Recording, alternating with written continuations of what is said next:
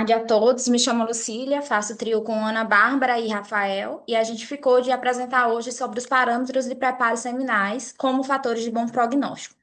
Como a colega colocou aí na apresentação anterior, né, o sêmen, né, ele é de suma importância, né, o preparo do espermatozoide, análise, para um sucesso na terapia de reprodução assistida. Porque ele vai justamente selecionar os melhores, os que apresentam que são progressivos e que, além disso, têm uma morfologia adequada e retirar detritos e células que possam estar ali prejudicando na fertilização posteriormente. A- não tá passando o slide? Oi, Aperta a setinha. passou? Para mim não passa. Clica com o mouse em cima. Depois põe a seta. Pronto, agora foi. Pronto, é isso. Então, só mesmo traduzindo aí a importância, né, dessa análise do espermatozoide, e para isso vem sendo utilizados diferentes técnicas. A gente fez uma busca e nessa busca a gente encontrou que atualmente vem sendo utilizado basicamente quatro técnicas, sendo que duas delas têm se sobressaído. Tem tem a técnica que é o Suyup, que você vai fazer, ela é baseada do quanto que o espermatozoide ele é capaz de nadar no meio de cultura. Aí você vai selecionar o que tem uma maior agilidade. Tem a lavagem e centrifugação, que é um método mais antigo, que apenas concentrava os espermatozoides, tirando o plasma, e o gradiente de centrifugação, que é baseado no gradiente. Com isso, é selecionado aqueles que têm as melhores qualidades. Além disso, tem o Zymote, que é mais atual, que eu vou trazer mais na frente. A gente fez uma busca mais anterior, né, que foi essa revisão da Cochrane, de 2019, que ela analisa esses três mais antigos, né, o Suyup, a lavagem e centrifugação e o preparo por gradiente de concentração. Nessa revisão, né, foi visto que não há grande diferença nos desfechos clínicos, que apesar de o Soyup que ele coloca, que ele consegue até entregar melhores resultados na qualidade dos espermatozoides, ele consegue selecionar espermatozoides melhores, mas referente aos desfechos clínicos que foram analisados, como taxa de gestação, abortamento, gestações múltiplas, em relação aos desfechos clínicos, não foi percebida nenhuma diferença, nenhum desfecho relevante. Porém, esse estudo, ele reforça que existe uma grande deficiência de estudos nessa área, os estudos são poucos, são com Ns pequenos, com um amplo intervalo de confiança e muitos heterogêneos. Com isso, a gente tem uma avaliação limitada dessas técnicas em relação aos desfechos clínicos. Aquele foi de 2019. Em 2022, a gente encontrou alguns estudos, mais em 2022, inclusive, e aí eu selecionei esse daqui, que ele faz uma análise retrospectiva, né? Ele foi publicado no ano de 2022 e ele fez uma análise retrospectiva de 2012 até 2020. Ele fez uma análise por 8 anos, comparando basicamente as duas técnicas mais utilizadas, que eram o SIUP e o gradiente de densidade. E nessa análise foi visto que, assim como no artigo anterior, foi visto que até existe algumas diferenças, principalmente aqui, né, em relação à qualidade, à quantidade e concentração de espermatozoides, que quando você faz a técnica de Suyup, foi obtido aqui uma maior concentração, né, de espermatozoides viáveis, porém, nos desfechos também estudados, não foi vista nenhuma diferença expressiva. Aí aqui eu trouxe na tabela exemplificando. Em 2000 aqui, já foi em 2023, né? Um outro estudo. Esse outro estudo já veio trazendo a técnica de preparo, que é o Zymot, que é uma técnica na qual é utilizado uma placa, né? Uma placa que simula, que é chamada microfluida, que ela simula o trajeto fisiológico que o espermatozoide faria.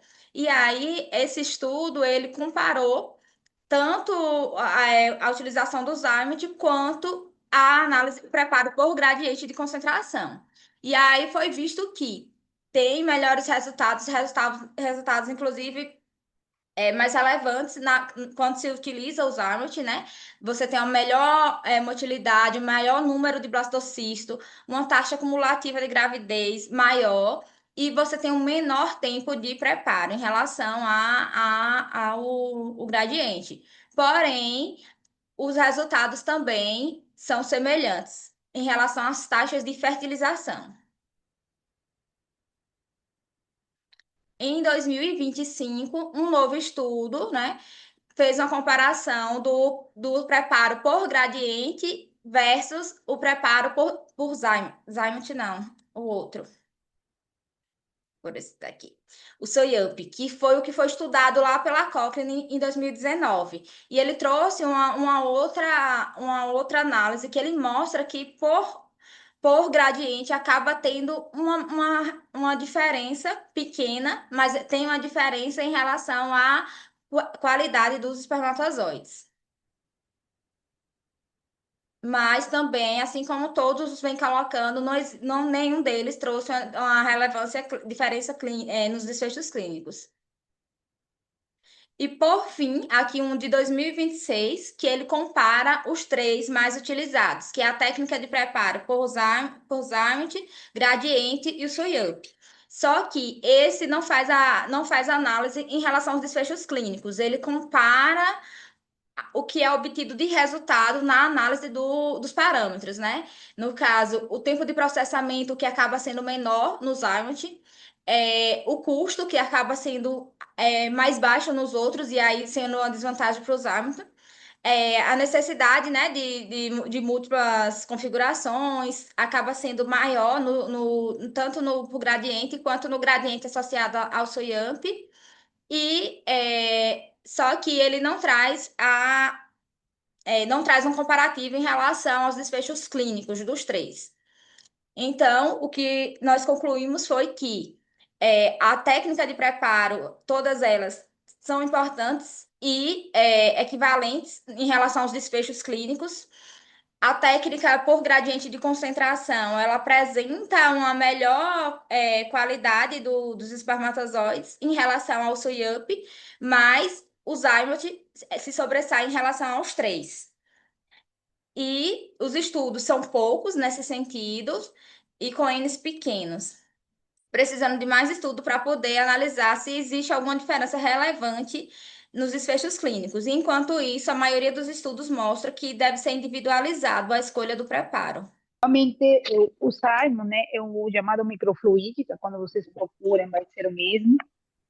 Dentro da deadline de falha, foi uma das poucas estratégias, se chama técnicas de seleção espermática, né, a que a gente conhece, que é o SWINAB, o gradiente, elas passam por uma centrifugação. Então, a ideia desses métodos novos, seja o Simon, seja que é o que tem mais trabalho, né, ou a outra, esqueci o nome agora do outro método, a ideia desses métodos é que eles não passariam por centrifugação, seriam mais fisiológicos, mais parecidos com o caminho que o espermatozoide iria recorrer para chegarem digamos, na hora da fertilização, ou seja, X, ou seja, principalmente FIV, e você teria essa grande vantagem, principalmente em paciente com quê? Paciente que tem fragmentação alta, né? Que nós sabemos que temos esse problema. E a pergunta específica para você foi a ação na baixa complexidade, né? Então, sim, eu trouxe na nos alta dois. complexidade, exato, eu vi, eu só não ficou claro para mim, queria saber sua conclusão na revisão. Você usaria em um paciente com fragmentação que vai fazer inseminação, ele tem critérios para inseminação, você concluiu que realmente vai melhorar? E na alta complexidade, qual seria o paciente que você usaria? Qual das técnicas a senhora está falando ou qualquer uma? Não, você falou, basicamente, eu vi comparar você de fazer o Seidman com a técnica padrão, né? Que é o swing up, o Isso. gradiente. Na Qual baixa, seria a é sua isso. árvore de descrição? Basicamente, Tanto na baixa quanto na alta complexidade, o primeiro estudo que eu trouxe, né, o da Cochrane, e acho que os mais dois, eles são referentes à baixa complexidade, à inseminação. Nesses, ele mostra que não há uma diferença em relação aos desfechos clínicos, mas há uma melhora na qualidade dos espermatozoides. Então, eu usaria. Em relação à alta complexidade, que inclusive foi o último e o que traz mais o Zymot, ele também traz uma mesma análise, né? Que não melhora desfecho clínico, que ainda são, os estudos são limitados nesse sentido, mas o que se tem não tem não é robusto a evidência de que tem uma melhora, mas uma, também melhora a qualidade do espermatozoide.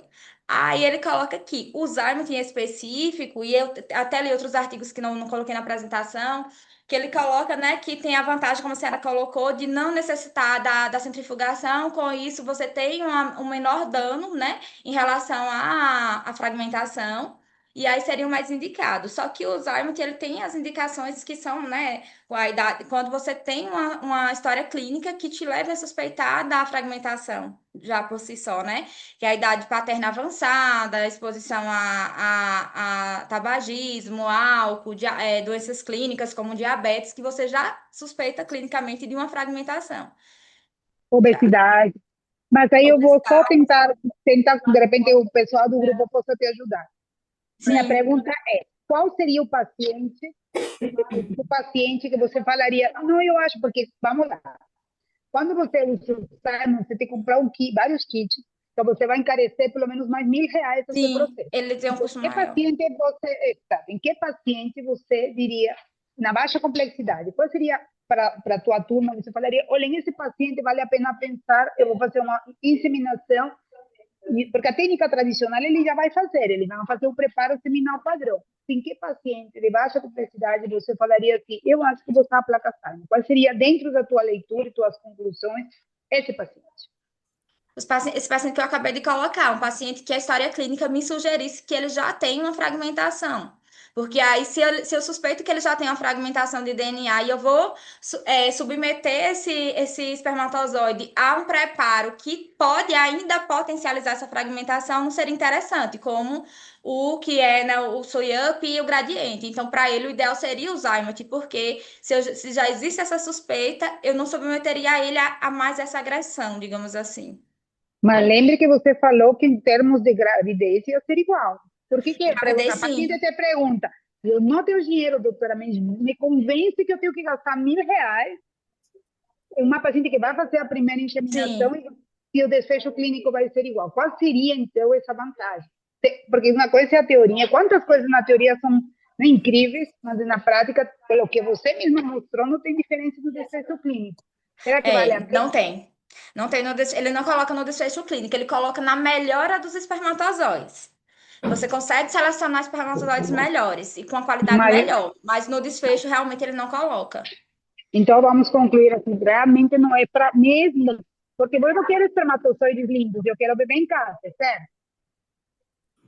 Então, qual É. seria o seu grupo? Qual seria aquele que você falaria, não, acho que esse, que teria mais esse paciente para você escolher, de repente, usar? Talvez um paciente com falha de implantação, um paciente que já vem ali numa fase que você já vai tendo, né, desfechos negativos e que você precisa investir um pouco mais. E acordando com o paciente, né? Que mostrando as evidências para ele, que até então não tem, né? Nada comprovado em relação à melhora do desfecho, mas que é uma aposta. O paciente que tem mais estudos é o paciente da falha. Você vai voltar para a inseminação depois de uma falha? Acho difícil, mas seria esse paciente. Então, é isso, parabéns, apresentação. A parte seminal é menos comum para a gente que é ginecologista, é super importante entender as pequenas coisas, os pequenos detalhes, até para discutir com o andrologista, para a gente também poder fazer melhores opções de tratamento. Parabéns. Obrigada. Vou fazer uma pergunta ao contrário da Zoila, né? Sim. Se você não tem problema financeiro, ter todo o dinheiro do mundo, né? Qual que seria o problema de você usar o Alzheimer para todas? Se não tenho, né? Recursos. Né? Então, Mas você tem tudo, né? Qual que seria a não, desvantagem?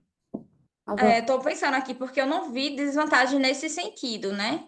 Já que ele simula, né, o que é fisiológico, tem melhora na qualidade dos espermatozoides. Não consigo pensar agora uma desvantagem, né, nesse sentido, além de custo, né, que não seria o problema. É isso aí. só custo. Só. Inclusive, foi o que eu coloquei no último artigo, né? Até tem na tabela, que ele bota a questão de custo mesmo. Tá bom. Parabéns aí. Quer falar? Quer falar? Eu queria só fazer uma sugestão. A sugestão foi muito boa. Só quando a gente vai apresentar tabelas, a gente é bom evitar tabelas com muita informação e com letra pequena. Colocar Certo. talvez colocar uma caixa de destaque, porque facilita o espectador de ver aquela informação que você está vendo, né? Mas tirando isso, foi muito boa. Tá certo, obrigada.